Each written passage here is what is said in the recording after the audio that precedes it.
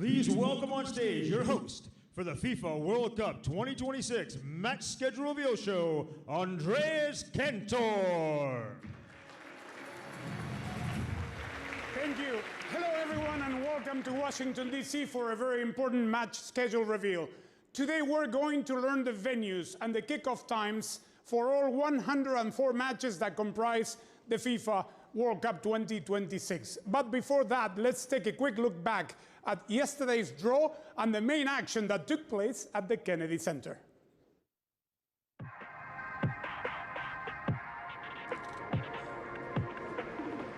So, ladies and gentlemen, señoras y señores, mesdames et messieurs, welcome to the FIFA World Cup 2026 final draw. The winner of the FIFA Peace Prize, the President of the United States of America, Mr. Donald J. Trump. Thank you very much. This is truly one of the great honors of my life. It's going to be unlike any other event that America's seen. 48 teams, 12 groups. First up, Brazil. Scotland. Germany. Curacao. Argentina. Jordan. Uzbekistan. Cabo Verde. France. Senegal. Wow, we have some fantastic matches to look forward to in Canada, Mexico, and the US.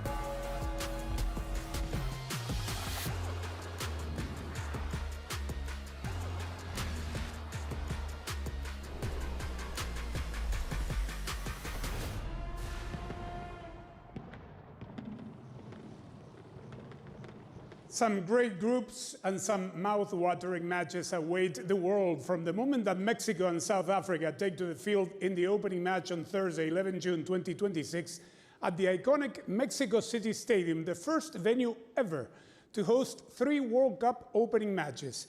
But we have some aspects that we need to explain, and for that to happen, I would like to invite our first guest on stage here to tell us how the match schedule was created. Please, a big round of applause for FIFA President Gianni Infantino.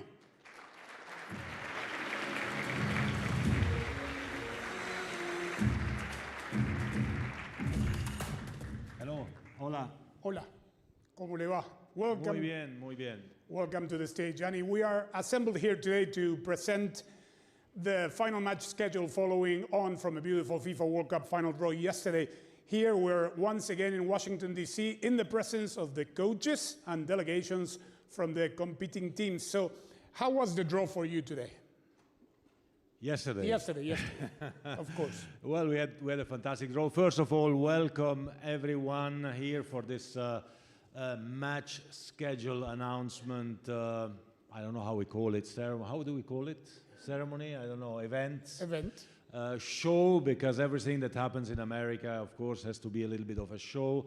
Welcome to the coaches, welcome to the teams, welcome to everyone who is watching us, welcome to the media. We're doing a fantastic job. Thanks for being here, and thanks for being part of this, which is a little bit the second half, right? In football, we have a first half and a second half, and then sometimes we have additional time or extra time and so on, and then even penalties. For now, this is the second half of the draw. It is the determination of the match schedule. Yesterday we had a fantastic draw, a big show, of course, as it has to be, with artists, with music, with the greatest of all times of different sports, American sports. It was really special, the 3 heads of states and governments of the United States, of Canada, and of Mexico, who joined us as well. it was, I think a real kickoff to what will be the greatest World Cup ever. 48 teams for the first time, a quarter of the world participating in the World Cup. 3 host countries, 16 host cities, 104 matches, and the winner gets this beautiful trophy, which is the most iconic trophy. There are a few here who won it, the most iconic trophy in not just world sport, in the world. And I'm very proud to be here and happy to be able to contribute together with all of you to this venture. Gianni, we're going to be joined by Chief Tournament Officer Manolo Subiria, who will talk us through the details of the process. Welcome, Manolo.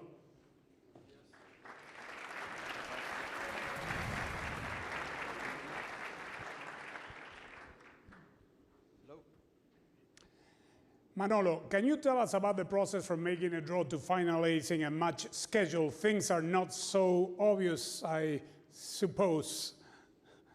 Let's just say it's been a long night. Or a short night. Yeah, it's been a fun past 12 hours. No, I mean, what a fascinating event yesterday and the draw. Finally, this has been the climax of a process, been 2 years in the making to build a schedule for the largest ever World Cup with these 48 teams, 12 groups of 4. And so yesterday, the minute that last team was drawn, there was already, from earlier on, a large group of FIFA colleagues who were all here present. We've been working together for a long time, multiple areas within FIFA to try to put together this puzzle. You would, as you can imagine, so many different things, factors, as I explained earlier to some of the coaches. We've tried to basically strike the right balance, looking at the preparation, the recovery that the teams have to do in this, very large footprint, the biggest World Cup ever. 16 cities, 3 countries, different climatic conditions, time zones. So everything that goes into this match schedule was top of mind. Again, the teams, the fans, of course, trying to minimize travel for the teams and the fans to try to see their teams play. And obviously trying to see how to best expose this competition to the world, trying to find the right times for the kickoff times in specific cities, taking into consideration some restrictions and some factors that we know that we have to work around. And ultimately, that's what we achieved through the night. And very excited to finally be able to share it today to all the teams who I know have been anxiously waiting, as so has everybody else who has a lot of work to do once the schedule. Nobody knows. Some know. Out here. It's in my pocket. It's in my pocket. Manolo, thank you for this detailed explanation. It is much appreciated. Before we take our seats, joining us on stage are 4 FIFA legends. Alexi Lalas from the United States, Risto Stoichkov from Bulgaria, Francesco Il Capitano Dotti from Italy, and the 2-time FIFA World Cup winner, Il Fenomeno, o Cracky, Ronaldo from Brazil.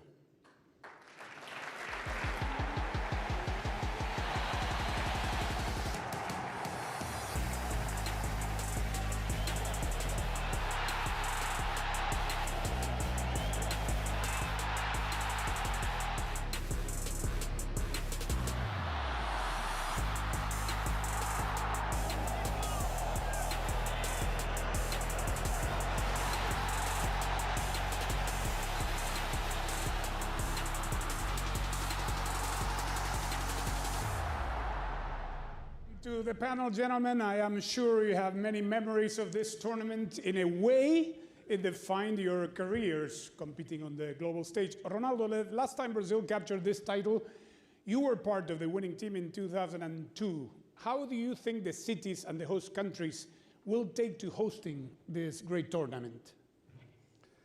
Hi, good morning to everyone. I think if we start to breathing World Cup, with the draw yesterday, and now we announce the cities, and I think it's going to be an amazing World Cup.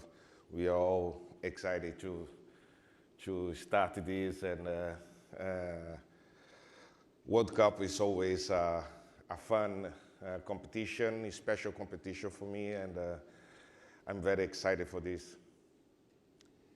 Thank you, Ronaldo. Same for you, Alexi. You also know how the FIFA World Cup can be life-changing, and you know the 11 venues in the United States very well. What experience do you think fans will have coming to the US and also to Canada and Mexico? Well, look, I am sitting on this stage with all of these legends and all these beautiful people because of the 1994 World Cup. I lived the power of what it can do to an individual, changed my life forever. But I also saw how it changed the way America looks at soccer and how the world looks at America. And so many, many years later, 32 years later, the world is coming back to my country. And they're coming back to a very, very different landscape. And you know, we saw yesterday that President Trump, for me, I think he's going to go down as the soccer president. He is invested, he is excited, and I think when all is said and done next summer, we are going to welcome the world back with open arms, and not only is it going to be the biggest World Cup in history, not only is it going to be the biggest sporting event in history, but I think when all is said and done, it's going to be the biggest cultural event in history, and we couldn't be prouder to be hosting it in the United States, along with our friends to the North Canada and our friends to the South Mexico. 1994 remains the most attended FIFA World Cup in history, with a predicted audience of 7 million fans expected for this upcoming tournament. Many records are going to be shattered. Also, when you consider that the global audience will also be in the region of 6 billion people, it's going to be a cultural phenomenon. Thanks, Alexi. Now I think it's time that we get down to business. The game plan is very simple. We keep it simple, alphabetical, and to the point. Over the next 30 minutes or so, we are going to reveal the schedule of each of the groups, starting with A and finishing with L, and giving our guests and coaches the opportunity to highlight some key matches that catch their attention. What's crucial to know, everybody, please listen carefully, is that all fixtures are listed in Eastern Time of the United States. First up, we have Group A, featuring Mexico, South Africa, Korea Republic, and the winner of the playoff involving Denmark, North Macedonia, Czechia, and the Republic of Ireland. For the first time in history, we have had a repeat of a tournament opening match. South Africa hosted Mexico to kick things off in 2010. Here we have the reveal of Group A. Mexico City, Guadalajara, Atlanta, Guadalajara, Mexico City, and Monterrey. So turning to you, Risto, Bulgaria know all about the Mexico City Stadium, having played the opening match of the 1986 World Cup against Mexico there. If you were logging into FIFA.com/tickets right now and you saw the games in the group, which matches would you be most interested in? Buenas tardes, Andrés. Buenas tardes a todos. Señor Presidente, mil gracias por este gran evento, porque 48 equipos es fantástico para todos los entrenadores, para nosotros como jugadores de estar aquí. Yo creo que el primer partido siempre es fundamental. Abrir un campeonato en México, porque en México es una nación futbolística, le va a hacer fantásticamente bien. Yo creo que el primer partido de México contra South Africa va a ser espectacular. Más de 80,000 personas en Campo Nuevo. Yo creo que la gente le van a disfrutar, y sobre todo los jugadores, sabiendo que este partido es abrir un nivel, la primera vez con 4-8 equipos, va a ser fantástico. Risto says that the first match, the opening match between Mexico and South Africa in the new Mexico City Stadium will be great, knowing that the eyes of the world will be there in this new format of the tournament. Thank you, Risto. Next, Group B, featuring Canada, winner of Playoff A with Italy, Northern Ireland, Wales, Bosnia and Herzegovina, and the teams Qatar and Switzerland. We already know that Canada will play 2 matches in Vancouver, with their first match in Toronto.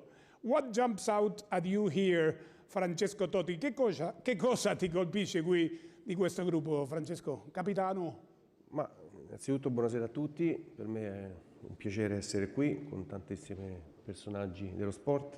Ringrazio il Presidente per avermi dato questa possibilità, e diciamo che è un girone abbastanza complicato. Il Canada è la squadra che gioca in casa e vuole far vedere davanti al proprio pubblico il proprio valore. Sta in evoluzione, sta cercando giocatori importanti, perciò penso che farà un grande campione del mondo. Il Qatar è la prima volta penso che si qualifica sul campo, perciò vorrà dimostrare l'attaccamento a questo campione del mondo, e la Svizzera, squadra europea che ci ha messo abbastanza in difficoltà parecchie volte. Francesco says that Canada is making great strides in the world of football, and they're a host nation, and they will have the home crowd behind it. Qatar, which qualified for the first time, not as host, but winning the qualification rounds, and obviously Switzerland, that has shown that can complicate anybody. Thank you, Francesco. Group C features 3 teams that came together in 1998, Brazil, Morocco, and Scotland, as well as Haiti, who are back at the tournament for the first time in more than a half a century. Ronaldo, I need to turn to you, as you played in this one. One match against Scotland, that was the opening match of the tournament which you started, and then you also scored in the 3-0 victory against Morocco. How do you see this group for Brazil shaping up? Tough group, but I think we should be okay. Morocco is playing amazing for the last 5-6 years. Last semi-final, and they made the semi-final in Qatar. Should be a tough match. Scotland, always tough match, but I mean, let me see the time we play, 6, 9, and yeah, the time of the matches is good for Brazil. It's not too hot. We play in Miami, New York, and Philadelphia. Should be okay for the good draw. I mean, it's gonna be beautiful. Thank you. Next. Carlo, Mister. Mr. No pressure, huh? Walid, you agree? Okay, the 2 coaches agree with the first match already. That's it's fantastic. Thank you. Group D featuring the United States, Paraguay, Australia, and the winner of playoff C between Turkey, Romania, Slovakia, and Kosovo. This group has a real West Coast feel with 2 matches in Los Angeles and San Francisco, and 1 apiece in Seattle and Vancouver. We already know that the United States will play 2 matches in LA, with their second match in between being held in Seattle. What jumps out at you here, Alexi? Well, la selección de todos. Yeah. I know I'm supposed to come on here and say, you know, we respect everybody and it's a very difficult group and everything, but, you know, if you believe in the soccer gods from an American perspective, I love this group. I love this group. Obviously, I'm sure the Paraguay Federation and the Australian Federation will meet me in the lobby after, but I think that this is a group that the United States can win, and I think the American public should expect the United States to come out first in this group. You mentioned the West Coast. A lot of talk about weather next summer, right?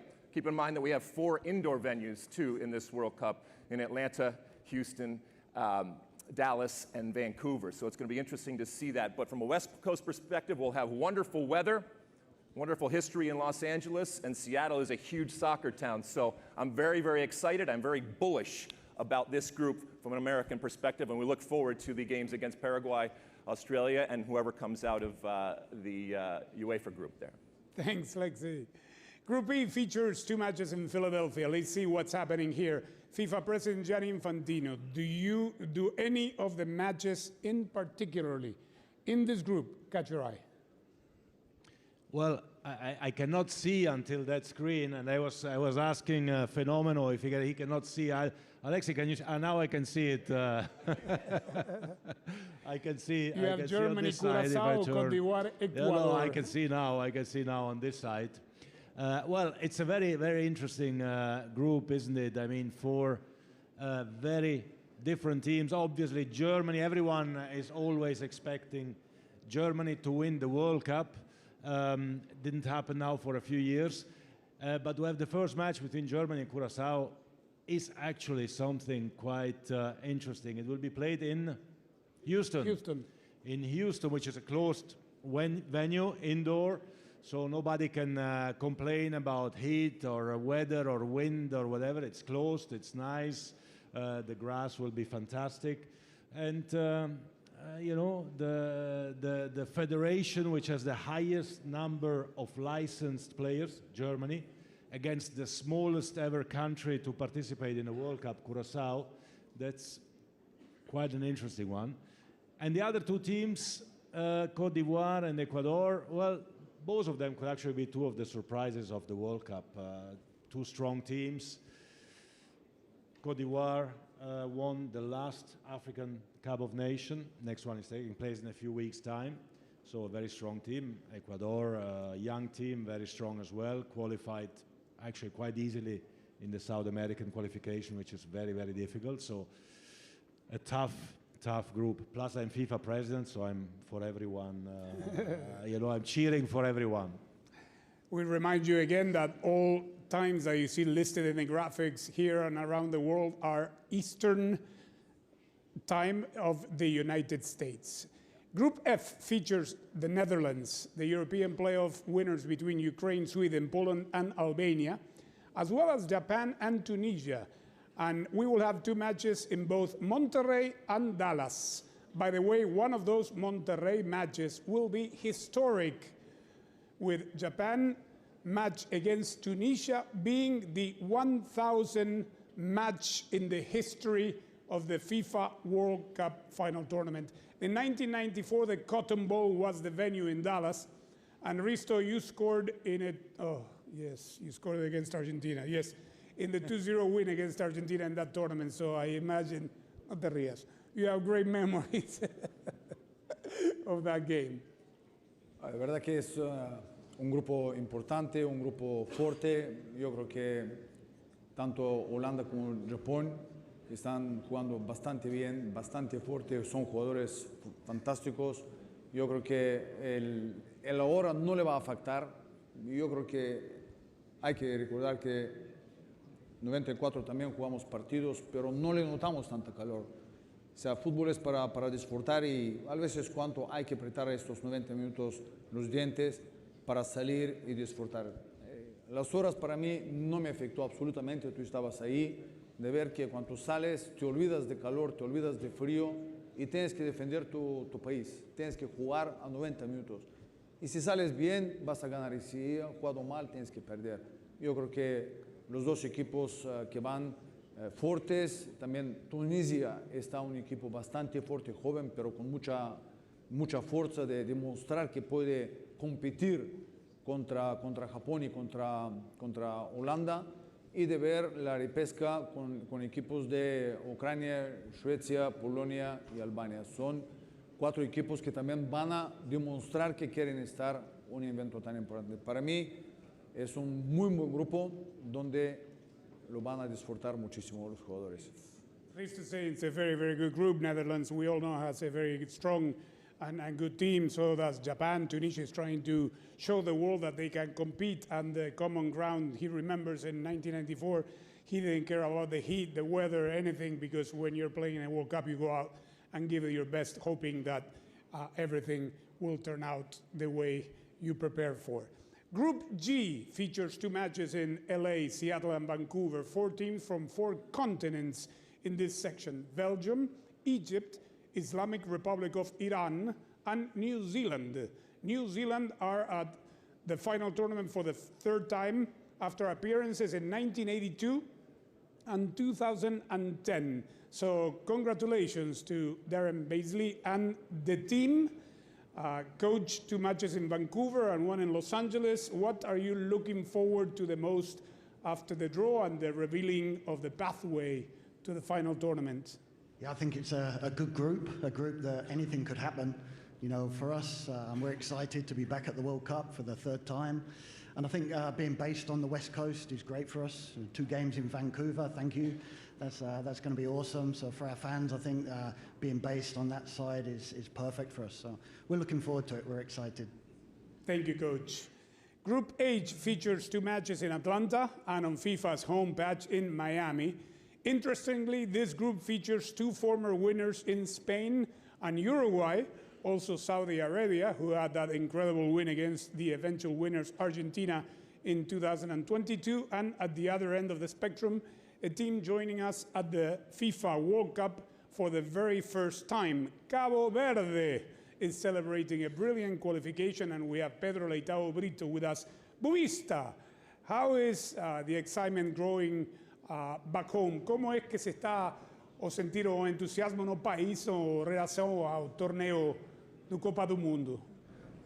Primeiro estamos muito felizes pelo nosso povo em Cabo Verde e todo o nosso povo espalhado pelo todo o mundo. E feliz também por poder defrontar 2 campeões do mundo, que é a Espanha e o Uruguai, e também poder jogar contra a Arábia Saudita, que é uma grande equipa. Queremos mostrar ao mundo aquilo que somos. Somos um país pequeno, mas desejamos sempre que temos coração grande. Thank you, Coach. Buvista says that it is an honor to be here in the World Cup, especially facing 2 former world champions and also Saudi Arabia. We are a small country, but we want to show the world that we have a big heart and that we can compete. The next group features a 3rd former opening match to a FIFA World Cup. We have seen Mexico versus South Africa and Brazil against Scotland. And now we are reminded of a famous opener from 2002, the first FIFA World Cup final tournament match to be played in Asia.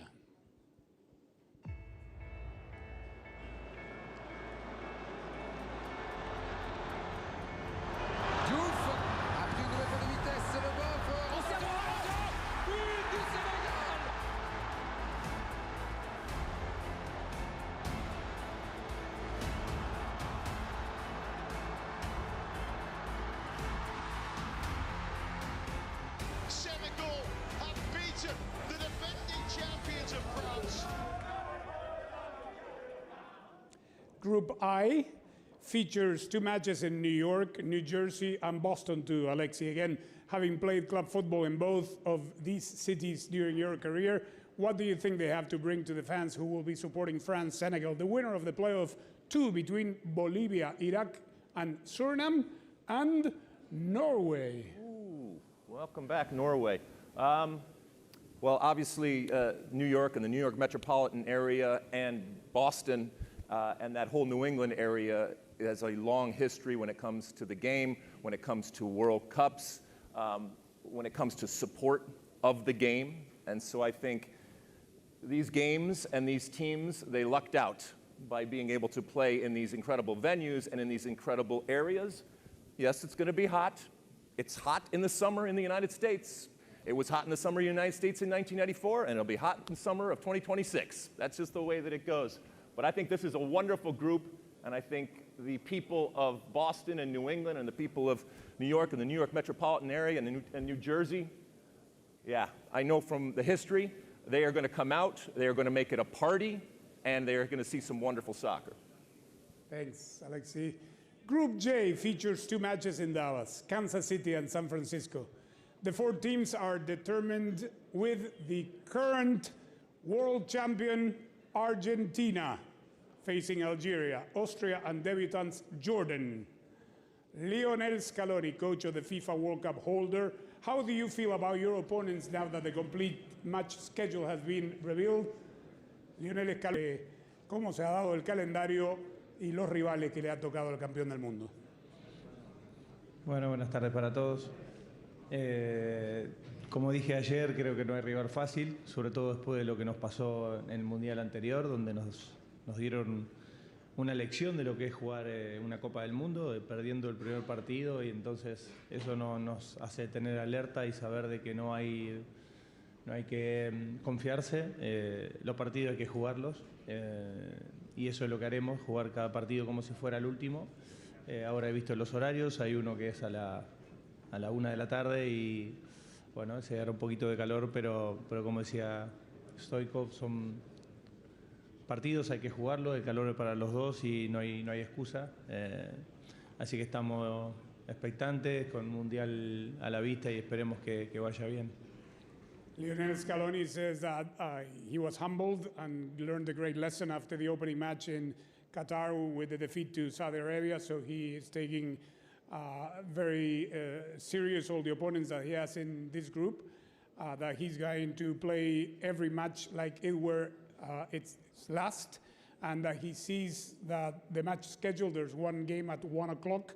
Like Risto says, the heat is good, is for both teams, and we will play it, but the 1 o'clock, let me say, it's under the roof in Dallas, so that should be manageable.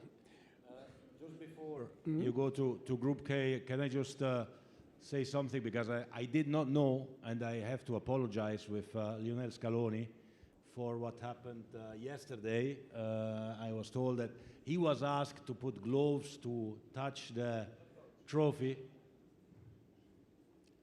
Pido disculpa en nombre de la FIFA, no lo sabía. Y claro que los campeones del mundo pueden tocar la copa, por supuesto, y tengo que pedir disculpas, no lo sabía, me lo ha dicho ahora el grande fenómeno, gracias, y en nombre de la FIFA, viene. No, sí, ahora viene.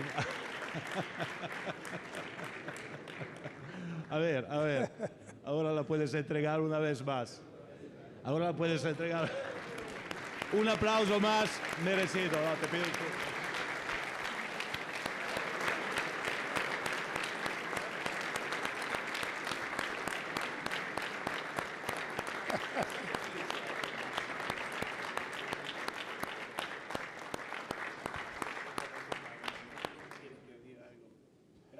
Gracias, pero lo que quieras. Me habían dicho que no la podía tocar sin guantes, entonces... Qué barbaridad. No me conoció la persona que está... No, de verdad, y bueno, no pasa nada. Es que cada día, después cuando eres campeón del mundo, cada día pareces más joven por esto, ¿no? Sí, igual estoy más joven, pero muchas gracias por el detalle y bueno, gracias.